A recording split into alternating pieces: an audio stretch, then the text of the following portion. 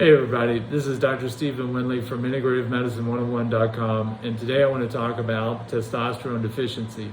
It's something I've been treating in the clinic for about 19 years, but I've seen a substantial increase in the number of guys I'm treating for really the past year and a half. Medicine has been following testosterone levels since about the 1930s, and it's been well known that testosterone levels of guys of today are in general lower on average than guys from the 30s and 40s. And why that is probably many reasons.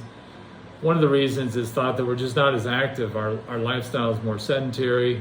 We aren't active on the farm. We aren't active in construction as much. We aren't doing and challenging the muscles as much. Another thought is that our diet is also lacking many nutrients. We're eating a lot more processed sugars. We're eating a lot more bad fats.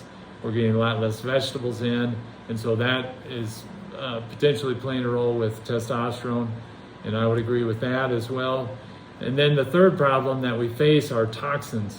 Our environment is dealing with a lot of toxins these days, and our bodies have to maneuver around these toxins or with these toxins in many cases.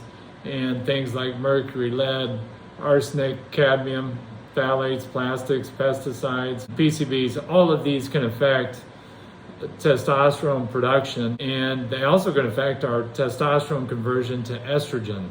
And so it can hit us both ways. We may lose our quality testosterone production, and then what we've got may be converted more quickly to estrogen.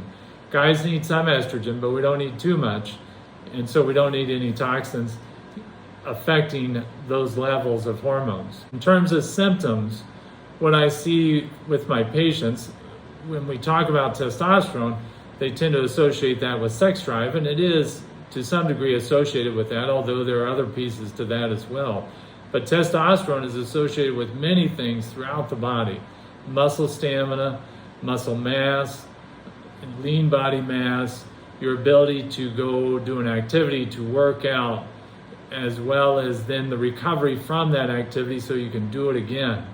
It can affect your energy level in general, can affect brain fog, can affect mood, can affect motivation. We see testosterone low with such conditions as diabetes. We see it sometimes low in heart disease. We'll see it low in chronic fatigue, sometimes in post-COVID. And we'll see it also low in depression. I've had many guys who have been low in testosterone, and it was affecting their mood and their motivation, their willingness to get up and do the things they otherwise would normally want to do. And so in my next video, we're going to talk about the holistic approach to testosterone. There are many options, but there are some things you want to do whenever you're doing treatment for testosterone to help it be most successful.